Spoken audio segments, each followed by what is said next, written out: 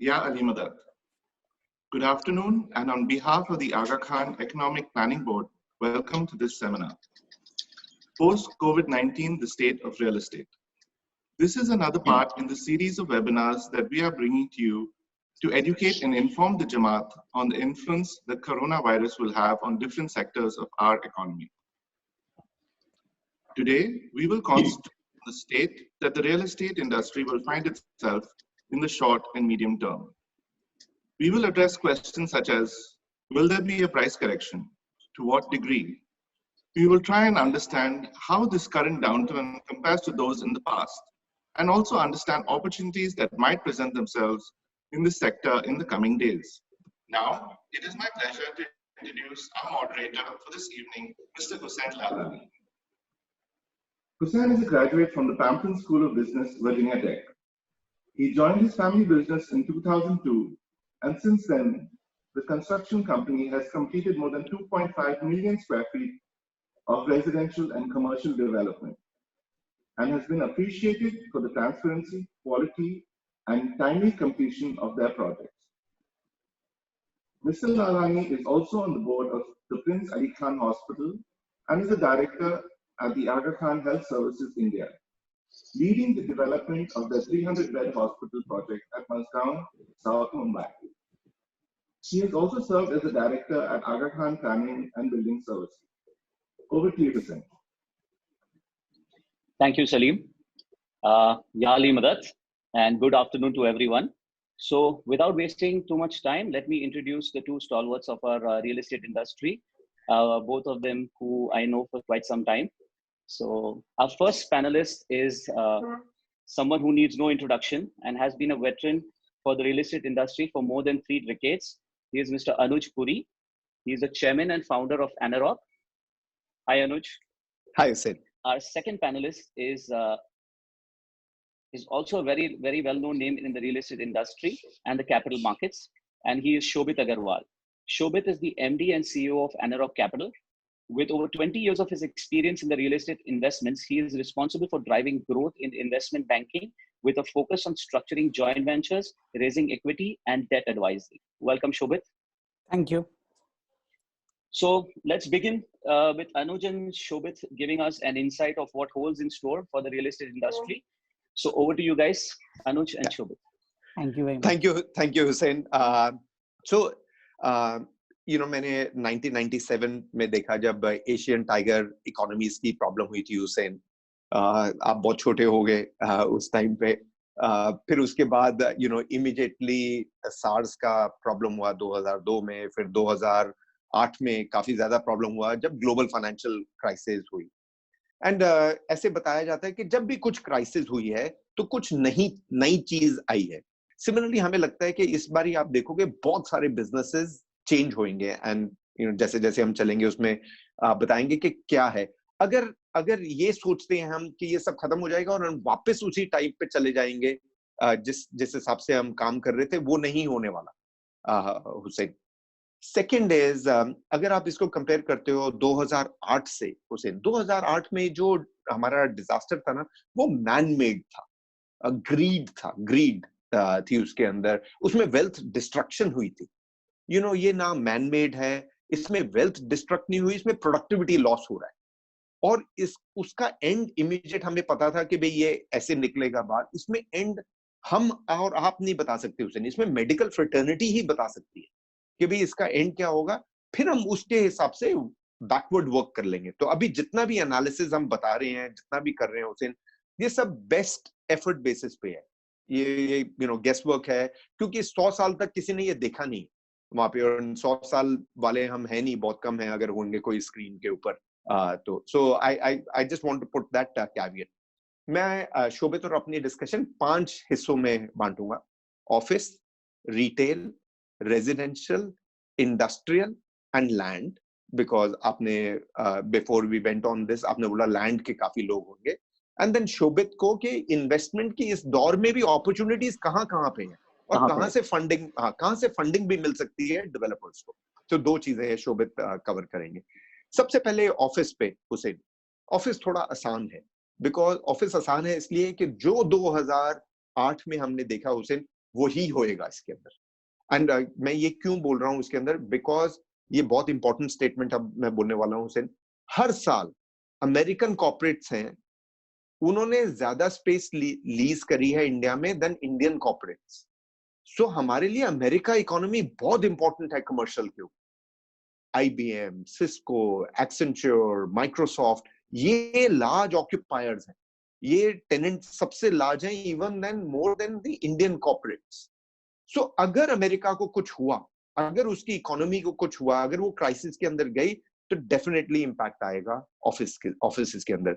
मैं डेटा देता हूं, 2007 में जैसे Hussain about 3.5 crore square feet lease होता था हर साल, एंड अबाउट 50% जो था वो अमेरिकन कंपनीज का आता था, 45 से 50%। वो 3.5 करोड़ 2009 में सिर्फ 2.1 करोड़ हो गया। सो बिल्कुल 40% उसकी डिमांड एकदम स्लैश हो जाती है। उस टाइम पे मैं JLL चलाता था, जैसे आपने बड़ी काइंडली इंट्रोड्यूस किया। सो अमेरिका मेरे को बोलता रहा कि बॉस ये समझो, आप ये समझो, आपको इम्पैक्ट आने वाला है। मैं बोलता रहा हुसैन के भाई नहीं, हम डीकपल्ड हैं। बिल्कुल गलत था। मैं बोलता रहा हम डीकपल्ड हैं, हमें कोई इम्पैक्ट नहीं आएगा, इंडिया इंसुलेटेड है, इंडिया इतना ग्लोबलाइज नहीं हुआ। एंड आया भी नहीं इम्पैक्ट। मार्च 2009 में शुरू हुआ उसका इम्पैक्ट आना, तो इमीडिएट इम्पैक्ट नहीं आया। वो फिर मुझे बाद में समझ आई कि अमेरिकन जो कंपनीज थी, ये पहले अपना घर संभालते हैं, अपने क्लाइंट्स देखते हैं, अपनी स्पेस की रिक्वायरमेंट देखते हैं, देन आउटसोर्सिंग की तरफ देखते हैं। सो इसमें बड़ा क्लियरली हमें वॉच करना पड़ेगा कि भाई यूएस की इकोनॉमी का क्या हाल होगा। बहुत सारे लोग बोलेंगे कि भाई यूएस की इकोनॉमी तो हिट होगी। आई डोंट नो हुसैन हिट होगी कि नहीं होगी, बिकॉज ये ट्रंप का भी इलेक्शन ईयर है, वो स्टिमुलस भी दिए जा रहे हैं। अगर वो स्टिमुलस जो $2 ट्रिलियन दिया है, उससे अगर बेल आउट हो जाए, अगर कोई वैक्सीन जल्दी से निकल जाए, अगर कोई प्रिवेंटिव क्योर निकल जाए, तो हो सकता है अमेरिका आ जाए। सो बहुत इंपॉर्टेंट है इसके अंदर दैट आप अमेरिका को इसके अंदर देखिए, बिकॉज अमेरिका से ही ये वाला जो हमारा सेक्टर है मेजॉरिटी चलता है। सेकंड में आता हूँ रिटेल के ऊपर। हुसैन, रिटेल लोग बोलते हैं रेजिडेंशियल सबसे ज्यादा हिट हुआ है, रिटेल बहुत ज्यादा हिट हुआ है। मेरी आज 4:30 बजे भी सारे top retailers and top developers से बात है। सो हुसैन, अगर हम 2009 पे वापस जाते हैं, सो उसके अंदर क्या डायलॉग था रिटेलर्स एंड मॉल ओनर्स का, एंड हम पार्टिसिपेंट उसके अंदर चेयर करते थे उसके अंदर कि भाई आप रेंट कम कर दो, रेंट बंद कर दो इस टाइम पे, वहां पे। इस टाइम पे क्या डायलॉग हो रहा है बॉस, हम जो ये दर्द है रिटेल की, ये दोनों ही नहीं उठा सकते। ना आप एज अ लैंडलॉर्ड उठा सकते हो, ना मैं एज अ रिटेलर उठा सकता हूँ। ये हमें जॉइंटली जाना पड़ेगा, फाइनेंस मिनिस्ट्री में, RBI में, सेंट्रल गवर्नमेंट में, स्टेट गवर्नमेंट में जाना पड़ेगा। एंड ये डायलॉग शुरू हो चुका है आज दोनों के बीच में कि भैया रेंट को अभी थोड़ा साइड पे रखते हैं, बट ये हम दोनों से पेन नहीं उठाई जाएगी। एंड मैं 1 मिनट और लूंगा, क्यों नहीं उठाई जाएगी इसमें हुसैन। लॉकडाउन के अंदर आप रेंट माफ कर भी दो। बाय द वे, ऑफिसेस के अंदर हुसैन बहुत सारे जो डेवलपर्स हैं, लैंड ओनर्स हैं, वो माफ नहीं कर रहे हैं, लॉकडाउन के अंदर भी नहीं माफ कर रहे, क्योंकि वो ये बोल रहे हैं कि आपके तो सर्वर्स चल रहे हैं हमारे ऑफिस के अंदर। तो अगर आपके सर्वर्स चल रहे हैं तो आपके एम्प्लॉइज तो काम कर रहे हैं वर्क फ्रॉम होम, या तो सर्वर उठा के ले जाओ आप अपने वहां पे, नहीं तो हमारा रेंट दो। रिटेल के अंदर बहुत सारे लैंडलॉर्ड्स मान गए हैं कि लॉकडाउन के अंदर नहीं देना, बट ये दर्द लॉकडाउन की नहीं है, ये दर्द है पोस्ट द लॉकडाउन। कि पोस्ट द लॉकडाउन भी जो रिटेलर है वो बोल रहा है मैं दे नहीं पाऊंगा आपको रेंट, क्योंकि इसके अंदर अगर आप मॉल में देखें हुसैन, तो सबसे पहले बंद होने वाले ऑफिस से भी पहले मॉल थे, सबसे लास्ट खुलेंगे। जब खुलेंगे भी तो थिएटर खुलेगा नहीं, उसके अंदर रेस्टोरेंट खुलेगा नहीं इतनी जल्दी, फूड कोर्ट खुलेगा नहीं, लोग बड़े ध्यान से आएंगे, सोशल डिस्टेंसिंग रहेगी उसके अंदर। मैं रिटेलर से जब बात कर रहा हूँ, रिटेलर बोल रहे हैं 2 चीजें और समझिए अनुज जी। एक है कि बहुत सारे लोग यूज टू हो गए होंगे ई कॉमर्स के, उनको वापस हमें ड्रॉ करना है। एंड सेकेंड इज, जितना फैशन का है, अगर ये लंबा चला गया और तो हमारा तो वो सारा आउट ऑफ डेट हो जाएगा फैशन उसके अंदर, उसकी भरपाई कौन करेगा। तो ना आप लैंडलॉर्ड कर सकते हो, ना मैं एज ए रिटेलर कर सकता हूँ, हमें जॉइंटली रिप्रेजेंटेशन करनी पड़ेगी। पर एक चीज अच्छी है उस इनके रिटेलर के नाम से गवर्नमेंट अपॉइंटमेंट दे देती है बहुत जल्दी, वहां पे डेवलपर के नाम से इतनी जल्दी नहीं मिलती हम लोगों को, पर रिटेलर के नाम से अपॉइंटमेंट मिल जाती है। सो आज की डेट पे डायलॉग ये हो रहा है कि भाई लॉकडाउन के ऊपर तो ठीक है, रेंट समझते हैं कि नहीं आप चार्ज करोगे, बट पोस्ट लॉकडाउन भी क्योंकि ना रिटेल पूरी तरह से खुलेगा, ना कस्टमर एकदम आएगा, और अगर खुलेगा भी तो बहुत सारी कैटेगरीज खुलेंगी नहीं उसके अंदर, तो कस्टमर इतना ज्यादा आएगा नहीं, तो हम पूरा रेंट नहीं दे पाएंगे आपको इसके अंदर। बट मॉल ओनर जो है, जो लैंडलॉर्ड है दूसरी तरफ, उसे वो बोल रहे हैं मैंने तो लीज रेंटल डिस्काउंटिंग लिया हुआ है बैंक से, तो बैंक की भरपाई कौन करेगा? अदरवाइज बैंक तो मेरा एसेट को नॉन परफॉर्मिंग एसेट बना के ले जाएगा। That is where the dialogue is going पे आरबीआई के पास जाके कि इसके अंदर हमें रिस्ट्रक्चर करना पड़ेगा, बिकॉज हम दोनों ही नहीं उठा सकते ये पेन। एंड हम समझ रहे हैं कि लैंडलॉर्ड की पेन भी है इसके अंदर कि भाई वो रेंट हमारा माफ नहीं कर सकता, बिकॉज वो कैसे देगा? अगर हम ही रेंट नहीं दे रहे तो आपके इंस्टॉलमेंट कैसे देगा? थर्ड है जो सबसे बड़ा सेगमेंट है रेजिडेंशियल का। सो रेजिडेंशियल का 84% of the Indian real estate is residential. Hussain इतना बड़ा है ये, अगर आप 2007 पे जाते ना तो ये 51% था सिर्फ। 2007 के बाद लोगों ने उस टाइम पे ऑफिसेज बंद कर दिए बिकॉज ये ग्लोबल फाइनेंशियल क्राइसिस आई, तो ये जाके 84% पे पहुंच गया। और मैक्सिमम पेन जो है ये रेजिडेंशियल सेगमेंट के ऊपर है। बट इसमें भी कुछ सिल्वर लाइनिंग दिख रही है, मैं पेन बताऊंगा पर मैं थोड़ी सिल्वर लाइनिंग देना चाहता हूँ इसके अंदर हुसैन। हम देख रहे हैं चाइना वापस आ गया फटाफट। सो चाइना का डेटा जो है ये टॉप 30 सिटीज के अंदर दिसंबर से पहले 5,000 घर रोज के बेचते थे। 30 सिटीज में सिर्फ 5,000 घर रोज के बेचते थे। मार्च का उनका डेटा है, ये कैपिटल इकोनॉमिक्स है उनकी, मतलब गवर्नमेंट ऑफ चाइना की नहीं है, इंडिपेंडेंट क्रेडिबल एजेंसी है। उसने बोला 3,000 घर रोज के बिकने लग गए, 30% पे आ गया बहुत जल्दी चाइना। सेकंड है, हमें दिख रहा है ये ऑनलाइन चलने लग गया। उसे हमारा जैसे सेल था, हम अबाउट 22,000 घर बेचते हैं साल के, तो जीरो हो गया था जब ये लॉकडाउन हुआ। अभी हुसैन हम 15% पे पहुंच गए। कोई बहुत बड़ी बात नहीं है, पर देखने को मिल रहा है कि ये चेंज हो रही है। एंड उसके अंदर भी जो डेवलपर है ना, कॉर्पोरेट डेवलपर्स, वो बोल रहे हैं अनुज ये लॉकडाउन की बात नहीं है, लॉकडाउन के बाद भी हम शायद घर खरीदने वाले को आने ना दें अपनी साइट पे, क्या पता उसके पास वायरस हो, और वो वायरस अगर हमारी साइट पे आ गया तो पूरी साइट का काम ही बंद हो जाएगा। तो ये आप देखेंगे कि टेक्नोलॉजी से ये काफी शुरू होएगा ऑनलाइन सेल। थर्ड, हम देख रहे हैं एनआरआई की डिमांड काफी शुरू हो गई है। एक तो रुपी चीप हो गया डॉलर के हिसाब से, और दूसरी बात है कि यूके और यूएस के अंदर उनको लग रहा है कि इकोनॉमी में प्रॉब्लम आने वाली है। सो उसकी इंक्वायरी काफी बढ़ती जा रही है। बहुत सारी और चीजें हम देख रहे हैं कि कुछ सेंटिमेंट पॉजिटिव भी आ रहा है। लोग बोल रहे हैं हमने स्टॉक मार्केट पे लगाया था, म्यूचुअल फंड पे लगाया था, उसमें पैसा हमारा डूब गया। कुछ बोल रहे हैं कि भाई मेरे पेरेंट्स बोलते रहे कि घर खरीदो, अब मैं जरूर खरीदूंगा, मेरे स्पाउस बोलते रहा, हमारे हिसाब से होम लोन रेट काफी नीचे आ जाएंगे, अबाउट 7% आ जाएंगे, तो हो सकता है इससे थोड़ी बहुत डिमांड जो है ये शुरू हो जाए। दो चीजें और मैं बोलूंगा इस सेक्टर के ऊपर इज कि इसके अंदर जीतेगा वही डेवलपर जो कंस्ट्रक्शन चालू रखेगा। इसके अंदर बहुत सारे, यानी बहुत डिफिकल्ट है, क्योंकि एक साइड पे उसे कोई रेवेन्यू नहीं आ रहा, दूसरी साइड पे कंस्ट्रक्शन, अदरवाइज बायर का जो है सेंटिमेंट ही नहीं रहेगा। एंड लास्ट थिंग इज कि हमारे हिसाब से कलेक्शन थोड़ी ये दिक्कत होगी इसके अंदर, जो ऑलरेडी सोल्ड इन्वेंट्री है, बिकॉज जो बायर है वो थोड़ा स्लो हो जाएगा कलेक्शन में, बिकॉज उसको पता नहीं मेरी जॉब की सिक्योरिटी है या जॉब कट्स होएगा कि नहीं होएगा। So residential at this moment in time काफी हिला हुआ है, बट ऐसे लग रहा है जब हम बात कर रहे हैं प्रोस्पेक्टिव होम बायर से कि इसके अंदर रे ऑफ होप है। तो मैं बोलूंगा ऑफिसेज परहैप्स कम इम्पैक्ट होंगे अगर यूएस निकल आया, रेजिडेंशियल उसके बाद, बिकॉज इसके अंदर एक इंटरेस्टिंग रे ऑफ होप आ रही है कि रेजिडेंशियल के ऊपर लोगों को है कि भाई मेरे को थोड़ी ये सिक्योरिटी है, हार्ड एसेट है, जॉब अगर कल को चली गई तो मेरे को रेंटल फिर भी देना है। एंड थर्ड इज जो हमारा रेजिडेंशियल है। सबसे हाई पेन होएगी होटल्स को। मैं दो और चीजें कवर करूंगा and before I hand it over to Shobhit. एक करूंगा हुसैन इंडस्ट्रियल पे और एक करूंगा लैंड पे। सो मेरे हिसाब से हुसैन इंडस्ट्रियल का बहुत बेनिफिट हो सकता है।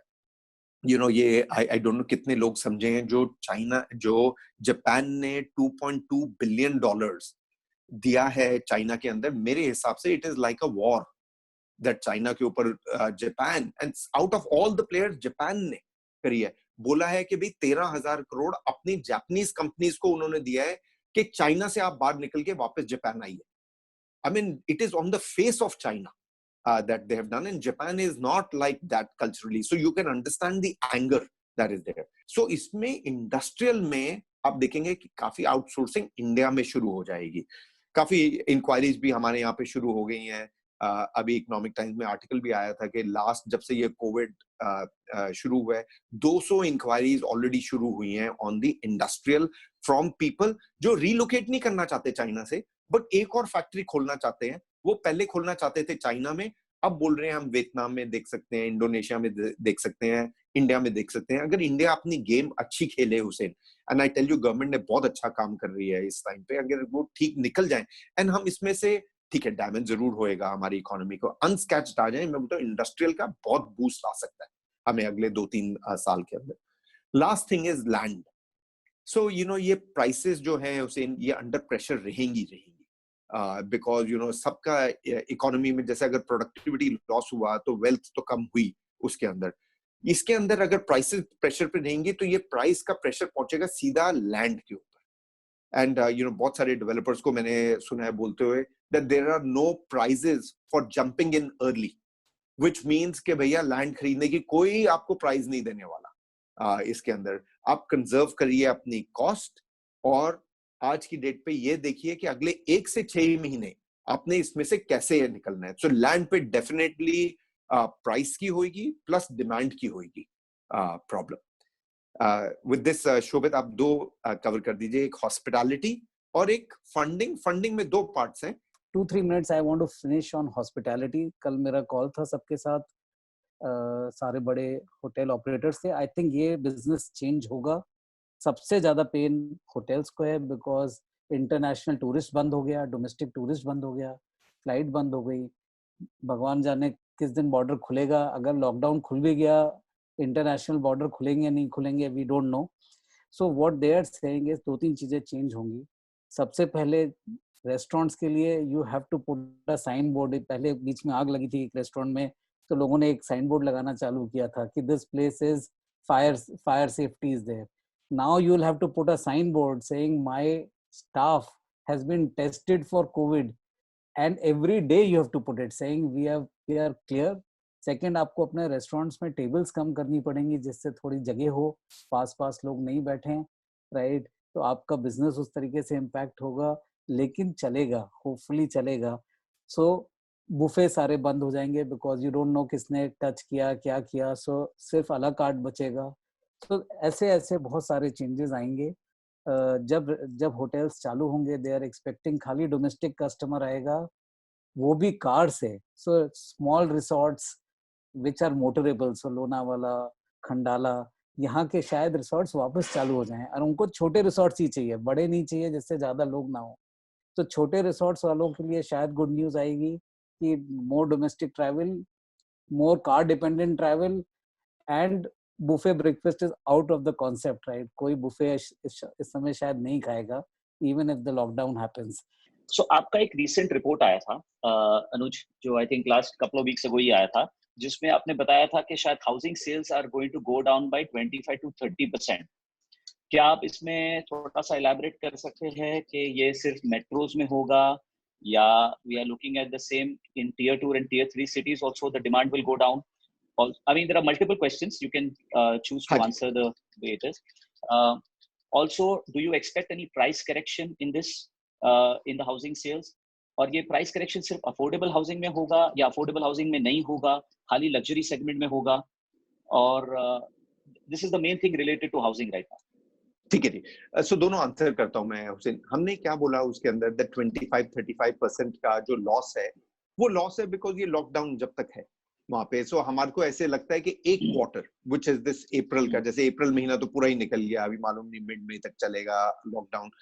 सो एक क्वार्टर का हमने लॉस लिया है which is about 25%, and we are still hoping कि भाई confidence of the buyer is going to come out after ये एक क्वार्टर के बाद। तो that is where it is very simple कि हमने इम्पैक्ट जो उसका लिया है कि भाई जब तक लॉकडाउन है बहुत कम ही होएगा, सेल इंक्वायरीज होंगी बट एक्चुअल सेल जो है वो कम होंगी। वी आर होपिंग कि लॉकडाउन खुलेगा हुसैन तो वापस ये आ जाएगा। And why we are hopeful is कि ये आ जाएगा because majority of the sale, and ये आपके सेकंड क्वेश्चन भी है, ये अफोर्डेबल हाउसिंग के अंदर वहां पे। एंड अफोर्डेबल हाउसिंग जबरदस्त चल रहा है, कोई मतलब इशू नहीं था before going into Covid. I mean that was the silver lining in this affordable housing का, अगर जॉब लॉसेस नहीं हुए ब्लू कॉलर्ड वर्कर उसे, तो एक बहुत बड़ा, अगर मैं बोल रहा हूँ कैविएट डाल रहा हूँ, अगर नहीं हुए तो ये सेक्टर ठीक निकल जाएगा इसके अंदर एंड वापस आ जाएगा. If anything these guys will want to buy even more, क्योंकि ये सिक्योरिटी हो जाती है, सेफ्टी हो जाती है. अगर जॉब लॉसेस हुए ब्लू कॉलर्ड सेक्टर के अंदर तो फिर हम प्रॉब्लम में आएंगे. मेरे को ऐसे लगता है कि गवर्नमेंट बहुत फोकस्ड रहेगी इस टाइम पे कि एटलीस्ट ब्लू कॉलर्ड वर्कर के ऊपर जॉब लॉसेस कैसे वो मिनिमाइज कर सकते हैं. It is not only organise sector के अंदर, it's also in the informal sector, unorganise sector में बहुत सारे स्मॉल शॉपकीपर्स हैं, बहुत सारे ओला उबर ड्राइवर्स हैं, दे यूज्ड टू बाय, दो भाई मिलके एक घर खरीद लेते थे, डोंबिवली कल्याण टाइप उसके अंदर. सो क्या रहेगा. एक और हमारी थॉट है इसके अंदर दैट जैसे शोभित ने बोला कि for the home buyer it may be a good idea to buy it. मैं उसमें दो चीजें कैविएट करूंगा. एक है हुसैन, अपने जितने भी व्यूअर्स हैं, लार्जली ट्राई करना सर कि अच्छे डेवलपर का खरीदें, बिकॉज उसकी कैपेसिटी और कैपेबिलिटी होगी, या आपकी अपनी फ्रेटर्निटी से खरीदें क्योंकि आपको मालूम होता है कि इनकी फाइनेंशियल हेल्थ क्या है इसके अंदर. सेकंड, इसमें इसी में just on this point don't just add, Anuj ने बोला अच्छे डेवलपर से खरीदें, वो जरूरी है, and don't be drawn by discounts, right. Discount may not be the best thing, right. Discount कौन दे रहा है उससे ज्यादा जरूरी है कि कौन प्रोजेक्ट बना रहा है, राइट, और किसका प्रोजेक्ट बनेगा. सो अनुज ने ठीक बोला कि किससे खरीद रहे हैं जरूर देखें, पर डिस्काउंट से हुसैन मेरे को यही है, बिल्कुल शोभित ने बिल्कुल सही चीज बोली है इसके अंदर. मेरे को यही है कि हम ल्योर हो जाते हैं डिस्काउंट पे वहां पे. Hussain you are in the real estate, आप देख लो इसके अंदर मार्जिन ही नहीं है जिस पे आप काम कर रहे हो. अगर कोई डिस्काउंट बहुत ज्यादा दे रहा है, थोड़ा दे रहा है, कोई वो नहीं है. अगर बहुत ज्यादा डिस्काउंट दे रहा है, मैं वो बता रहा हूँ, वो पैसा आपका ना बैंक को जा रहा है, वो अपनी डेट क्लियर कर रहा है उसके अंदर, वो आपके स्टील सीमेंट प्रॉपर्टी पे नहीं लग रहा इसके अंदर. So you have to be really careful. जो शोभित बोल रहा है कि भाई कोई हमारे को बोलता है हुसैन कि 20% 25% डिस्काउंट है, Hussain you run that business. आप दे सकते हो, आप दे ही नहीं सकते उसके अंदर. दे दोगे तो प्रोजेक्ट ही बंद हो जाएगा उसके अंदर. So that is what the answers are. I have another question related to this. आप हमारे लिसनर्स को क्या एडवाइस देना चाहेंगे जिनके पास अभी रेडी पेमेंट है, कैश है, जिनको इन्वेस्ट करना है, तो उनको लैंड खरीदना चाहिए, कमर्शियल ऑफिसेस खरीदनी चाहिए, रिटेल खरीदना चाहिए जिससे उनको फिक्स यील्ड एसेट मिले, या ऑलरेडी प्री लिस्ट एसेट खरीदना चाहिए? What is your suggestion? Shobhit. Hi, अच्छा सवाल है ये, पर my advice knowing the market is सिर्फ प्री रिलीज्ड एसेट ही खरीदना चाहिए, बिकॉज समय रेंट पे लगाने में बहुत टाइम लग जाएगा और बहुत एफर्ट लगेगा. एटलीस्ट आप प्री रिलीज खरीद रहे हो सकता है थोड़ा प्रीमियम देना पड़े उसका, बट सुकून रहेगा कि टेनेंट है, ठीक टेनेंट है, टेनेंट रेंट दे रहा है, और एकदम जल्दी में नहीं खरीदिए, 2-3 महीने रुक जाइए, जिससे रेंट अगर कुछ ऊपर नीचे होना है तो सेटल हो जाएगी, उसके बाद ही खरीदिएगा, right. Don't otherwise jump into buying finished. और दूसरा, आई थिंक ये क्वेश्चन शायद पैनल पे दूसरी तरफ भी आ रहा है, जहां तक हो सके सिर्फ रेडी एसेट खरीदिए.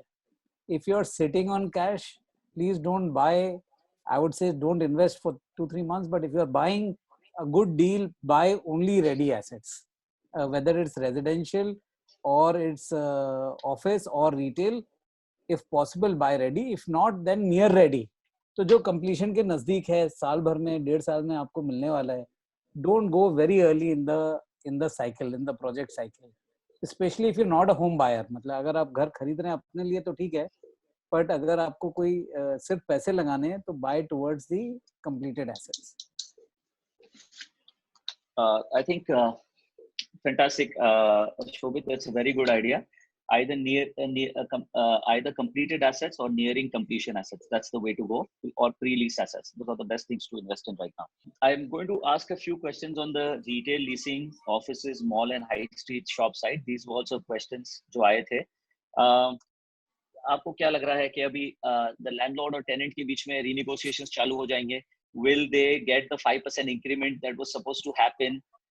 अगर किसी का लॉक इन पीरियड खत्म हो गया है तो वो कंटिन्यू करेंगे, या लग रहा है आपको कि वैकेंसीज बढ़ जाएंगी in retail including malls, high street shops? Offices, So- I think you've answered हाँ, answered, yeah. या सो इसके अंदर डेफिनेटली हुसैन इशू आएगा। ये 2009 में भी हमने देखा था, इशू आया था, इसमें रीनेगोशिएशन शुरू होएगी डेफिनेटली, बिकॉज रिटेलर कर ही नहीं पाएगा, भरपूर ही नहीं कर पाएगा। इसके अंदर जो थोड़े सा बी ग्रेड स्पेस है ना, उसको डेफिनेटली रिटेलर टर्मिनेशन करके निकल जाएगा उसके अंदर। अगर ए ग्रेड स्पेस है उसके अंदर, हुसैन मैं किसी एक रिटेलर से बात कर रहा था, उसने बड़ा अच्छा बोला, उसने बोला कि अनुज, हर आदमी सोचता है कि ये मेरी रिटेल की जो दुकान है, जो लैंडलॉर्ड है या मॉल ओनर है, ये मेरा कोहिनूर है वहां पे, पर बोलता है सर जब तक मेरी लाइट नहीं जलती ना दुकान में, वो कोहिनूर चमकता भी नहीं है। सो ऐसे मत करो कि आप लाइट मेरी बुझा दो दुकान के अंदर, वो चमकेगा ही नहीं, और कोई और कोहिनूर देने वाला है नहीं, मतलब लाइट जलाने वाला है नहीं है उसके अंदर। Right. तो ये from the past experience Hussain मैं बोल रही हूँ, बड़ी कोलैबोरेटिव करो, डोंट टेक पोजीशंस इतनी जल्दी। वैसे ही सेंटिमेंट इतना हाई चल रहा है इस टाइम पे, डोंट टेक इट। 2009 में भी यही बोला था, time is a good healer. आप बात करिए, कोलैबोरेटिवली करिए, उसको निकाल के कोई फायदा होने वाला नहीं है ऑक्यूपायर को, हम जैसे आदमी भर नहीं पाएंगे उसको वापस। तो आप उनके साथ बात करिए, एस्केलेशन कम करनी है, बंद करनी है, उसका लॉक इन पीरियड खत्म हो गया है, उसको डिस्काउंट दे दीजिए रेंट पे, लॉक इन पीरियड बढ़ा दीजिए दूसरी साइड पे। अगेन आई से एज अ फाइनल कमेंट, हर चीज कोलैबोरेटिवली इस बार ही देखनी पड़ेगी। हमने 100 साल में ये चीज ही नहीं देखी कभी भी उसे। तो डोंट टेक पोजीशंस कि मैं लैंडलॉर्ड हूँ, पोजीशन ले लूं, मैं इसमें ले लूं। आई थिंक वो बात करके ही कोलैबोरेटिवली करना पड़ेगा, अदरवाइज होएगा नहीं। अदरवाइज तो वो टेनेंट निकल जाएगा, तो कहां से हम उसको वापस करेंगे। इक्वली हुसैन मैं बोलूंगा, किसी को एडवांटेज भी मत लेने दो। जैसे बड़े डेवलपर्स ने ऑफिस में बोला कि बॉस आपका तो सर्वर चल रहा है, आपके लोग तो घर से काम कर रहे हैं, तो हम Right. क्यों आपको रेंट माफ करें इसके अंदर, हम करेंगे ही नहीं इसके अंदर। सो आई एम सेइंग इक्वली आपको देखना पड़ेगा कि भाई ऐसे ना हो कि आप कोई एडवांटेज ले रहा है। Thank you so much. I think similarly, कुछ लोगों के questions थे कि will the prices in the offices go down? Will there be renegotiations on the lease in the office? और जो लोगों को already rental income आ रही है, उनके rental income पे effect होगा या नहीं होगा? सो हुसैन मेरे हिसाब से ये आंसर पता लगेगा आपको 1-2 महीने के अंदर ही, क्योंकि यूएस से पता लगेगा कि इकोनॉमी का क्या हाल हो रहा है, उस हिसाब से यहाँ पे मार्केट चलेगा।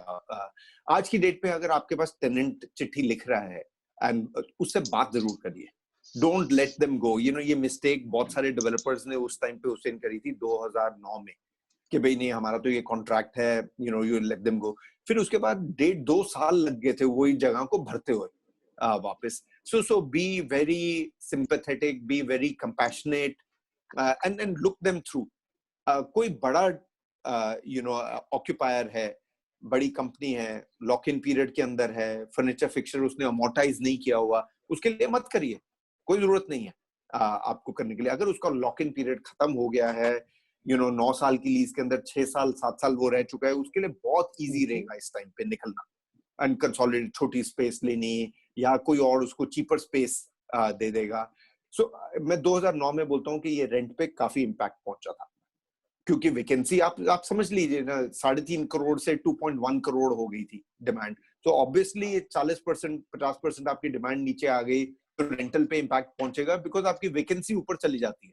So it's economics, demand supply vacancy ऊपर गई तो रेंटल पे इम्पैक्ट पहुंचेगा।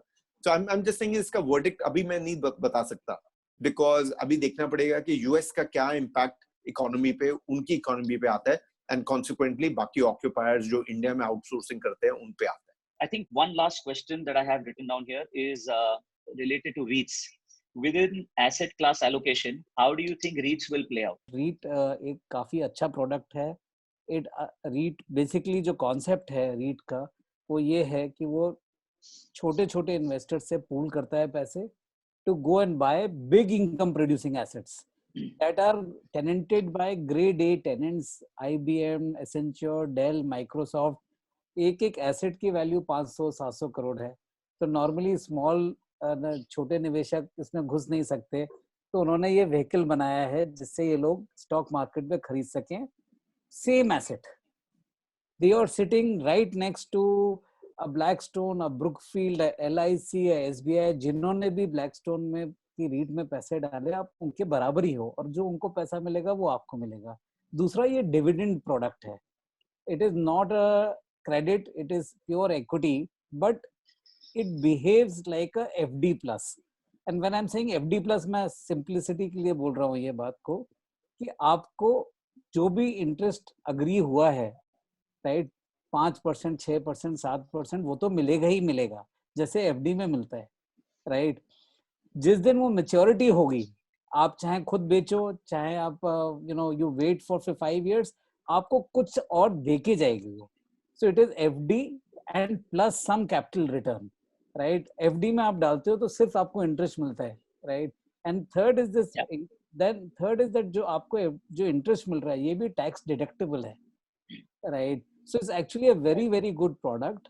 And again, please put in this only, for example, मैं अपने पेरेंट्स के लिए शायद इसमें 20 लाख रुपए डाल सकता हूँ, बिकॉज मेरे को पता है उनको फिर साल का 8% इंटरेस्ट मिलता ही रहेगा, राइट. और जिस दिन मेच्योरिटी होगी ये एसेट मेरे पास एज इट इज रहेगा.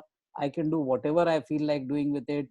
सो you can put this, treat it as a savings bank account and put some money. It is very good for people who cannot buy 1 crore 2 crore 4 crore रुपए की property. You want to put 5 lakh 10 lakh 15 lakh, आप जो आपकी सहूलियत है उतना डालिए और डिविडेंड आएगा. ये आपको हर क्वार्टर डिविडेंड देना पड़ता है. 90% of the income that comes through rent has to be dividend out in every quarter, right. And एक ही रीट है अभी जो 300 पे लिस्ट हुई थी, 520 तक गई थी, अभी वापस 330 340 पे है. It's a good time to buy. एक साल का बेनिफिट पूरा खत्म हो गया, बट यू कैन सी कि एक साल में वो 300 से 500 तक जा सकती थी. And most market is below listed price. This is still 10-15% above listed price. So I think it's a good product to buy as much as you like and fully liquid. जिस दिन आपको चाहिए उस दिन बेच दीजिएगा. What are your views on the micro markets, specifically Bombay, Hyderabad, and Pune? All these three are, because I think most of the viewers and listeners are from these three markets. So I've been a big fan of Hyderabad. I mean, Hyderabad, Hussein has done fantastically well. Maybe because वो पीछे से भी आ रहा था. Because वो Telangana split में आपको याद होगा जब हैदराबाद तेलंगाना इशू चल रहा था, उस टाइम पे वो 3-4 साल पीछे रहा. प्लस सेकंड है सर, उनकी जो गवर्नमेंट है, the state government is very proactive, very business minded. उसके अंदर क्या जबरदस्त जाके सर वो ऑक्यूपायर्स अट्रैक्ट कर रहे हैं. फार्मास्यूटिकल का हब बन गया है फॉर द आउटसोर्सिंग. इंफ्रास्ट्रक्चर बहुत अच्छा बन गया है. Talent they have been able to really retain in Hyderabad. So I've been a big fan of Hyderabad as a market. I just think is that that market is now catching up with the rest of India, because ये 2006-7 से लेके ये language ही करता रहा because of the Telangana issue. Now that everything is past, ये catch up कर रहा है. So definitely I would say that's a market that I like. I mean, definitely we all are Bombay based. We love Bombay. At the end of the day, we still understand this market the best to be able to get on to that. I quite like some of the areas in Bombay. The new upcoming, the Navi Mumbai, Panvel, Dombivli. Much of the infrastructure वहाँ पर आ रहा है. So मेरे को लगता है कि वहाँ पे livability, property prices, ये सब काफी आप देखेंगे over a period of time, sustain रहेंगी, ऊपर जाएंगे इसके अंदर. Pune is a very affordable market. That आप कभी भी उसके अंदर, it's not a market which is led by investors. It's really an end user market. Even on IT, जो companies Bangalore से ऊपर आना चाहती हैं, they use Pune as their next base from a contingency point of view. So all three are very good markets. We continue to remain a little nervous on NCR in there, but otherwise, out of India, I would say these will be the the nicer markets. इसमें अगर आप Bangalore डाल दोगे तो these will be probably the 4 top markets. Okay. Great. Shobhit, would you like to add something? No, I also like the South Indian markets a lot. Hyderabad, Bangalore, Pune included, because incremental office leasing in markets में बहुत हो रही है. इसका मतलब ये है job creation है. Job creation होगी तो savings होंगी, right? And therefore these are very good value markets and also very value.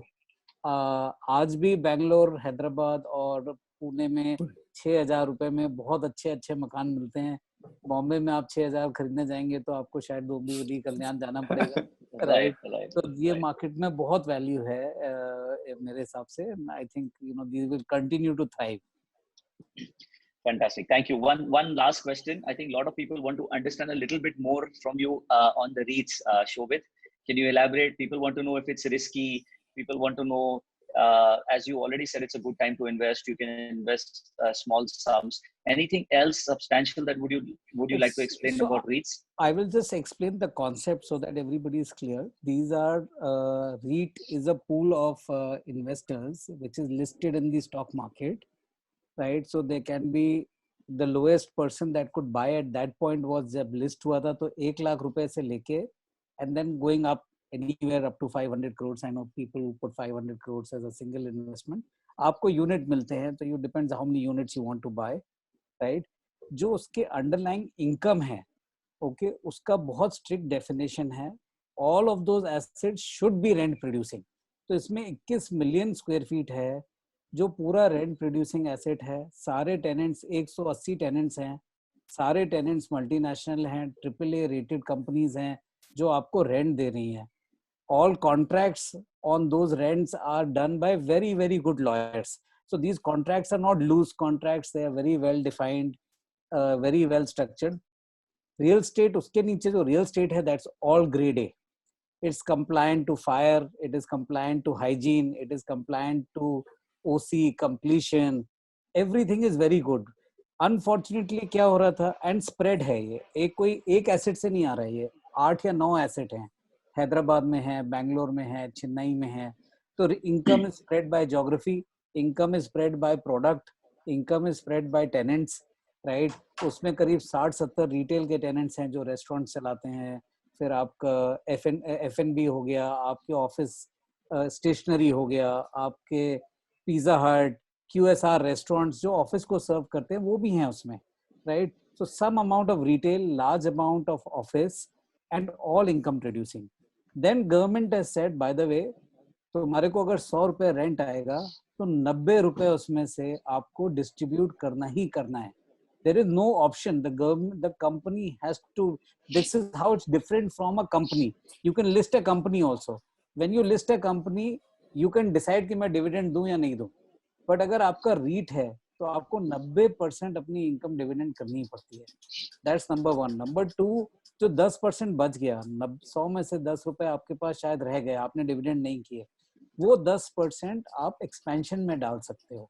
इसका मतलब ये हुआ कि आप एक और बिल्डिंग बना दो, एक और टावर बना दो, लेकिन ओनली 10%, विच मीन्स जब वो 10% आएगी तो आपको डेवलपर जितना रिटर्न मिलेगा. जो डेवलपर रिटर्न कमाता है वही रिटर्न आपको मिलने वाला है. आप ये मानते हो डेवलपर के 20% बनते हैं, 25% बनते हैं, तो आपके 8 और 9%, 90% आपका 8 और 9 कमा रहा है, 10% आपका शायद 25% कमाएगा. तो जब एसेट मैच्योर होगा, आप 3 साल अगर उसको होल्ड करेंगे तो आपको 8-9% साल का, और फिर एंड में जाके शायद 15-20% और मिल जाए. Right, and that is why for simplicity I said it is like an FD plus. Right, कि आपको नेचुरल एक इनकम आएगी और एक इनकम मैच्योरिटी पे आएगी. ऐसे प्रोडक्ट्स बहुत कम हैं globally. REIT is very very successful. India में फर्स्ट REIT हुआ है, स्टार्टेड विथ ऑफिस फॉर्चुनेटली, तो रेंट में कोई इफेक्ट इतना आया नहीं है. But if you look at other countries, उनके पास ऑफिस REIT है, उनके पास स्कूल का REIT है, उनके पास जेल का REIT है, उनके पास पोस्ट ऑफिस का REIT है. तो हर चीज जो इनकम प्रोड्यूस कर सकती है, बैंक्स के REITs हैं. सो वो हर चीज वो लोग पब्लिक में ले जाते हैं जिससे स्मॉल या छोटे निवेशक रेंटल इनकम में पार्टिसिपेट कर सकें. Right, so it's a very very good product. It's tax efficient also by the way. Government has given special status to REIT that allows that does not allow multiple leakage levels of taxation. So बहुत अच्छा product है. इस पे I can do a separate session, but I'm just saying कि product अच्छा है, and if you can please buy. Fortunately, unfortunately, REIT has come back very close to the listing price. Anuj obviously can't say it, but I'm just saying look at it at the moment. It's a good re-entry. Otherwise अगर आप ये सिर्फ मेरे से 2 महीने पहले बात कर रहे होते तो 300 रुपए का माल 540 तक तो पहुंच ही गया था, right?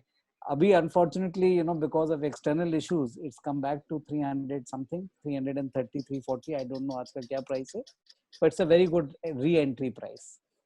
And Hussein, a lot of people are asking कि कैसे खरीद सकते हैं? ये स्टॉक मार्केट पे अवेलेबल है. It's like a stock. जैसे आप ट्रेड करते हैं, आप खरीद सकते हैं स्टॉक. एंड स्टॉक मार्केट के रिस्क इस पे भी लगेंगे उसके अंदर है. सो दो क्वेश्चन थे. ये भी रिस्क स्टॉक मार्केट का रिस्क है. उसके अंदर जैसे शोभित ने बोला 500 से 350 आ गया. Listing was 300. Still better. But otherwise आप जैसे स्टॉक खरीदते हैं, जैसे आप बेचना चाहते हो आप इमीडिएटली बेच सकते हो, इमीडिएटली खरीद सकते हो. इसमें कोई और स्पेशल वो नहीं है इसका. Great, thank you so much. एक last question है अनुज, और I think lot of people have been asking the micro markets का question बहुत अच्छा था जैसे आप लोग ने बताया. उसके अंदर लोगों ने पूछा है Gujarat. Can you give us some feedback on the micro market of Gujarat? Maybe any city that you feel is good. Yeah, what is the feedback about Gujarat? Sir Gujarat को कोई असर नहीं पड़ता. वो इतना पैसा है उनके पास वहां पे, इतना पैसा घूमता है वहां पे. जीरो. मतलब वो that to us we have an office there. It just defies all logic. उसके अंदर so it just continues to do so well. I mean expensive property आप देखें राजकोट के अंदर, we're like surprised कैसे बिकती हैं वहां पे 7 करोड़ 8 करोड़ 10 करोड़ के अपार्टमेंट्स. कोई प्रॉब्लम ही नहीं है. Rajkot, Baroda is still okay. Ahmedabad, there's a lot of money in those markets, and in my opinion has the ability to sustain a lot of these shocks, which some of the other cities can't or states can't do it. Gujarat, and then plus Gujarat में आए भी बहुत shocks हैं. And so that community बड़ी कम levered रहती है, debt बड़े ध्यान से उठाती है. काफी investor जो हैं prudent रहते हैं उसके अंदर, and clearly it does not seem to go through the various ups and downs. वो काफी robust रहता है. शोभित? It's one of my favorite markets. उसको ऐसा लगता ही नहीं है कि वो स्टॉक मार्केट से कोई फर्क पड़ता है या रियल एस्टेट मार्केट से कोई फर्क पड़ता है. उसकी एक अपनी इकोनॉमी है. Very rich state as Anuj mentioned, and again very very sensibly priced. वहाँ पे एक्चुअली ये लग्जरी जैसे भाव बने ही नहीं कभी. So it's remained kind of flattish. Good market to buy, and over building भी नहीं हुई है वहाँ पे. ऐसा अगर आप जाएंगे तो आपको खाली बिल्डिंग्स या स्टक प्रोजेक्ट्स बहुत कम दिखाई देते हैं. So it's a very sensible market. काफी ठीक मार्केट है. Thank you guys. It was like a wonderful session.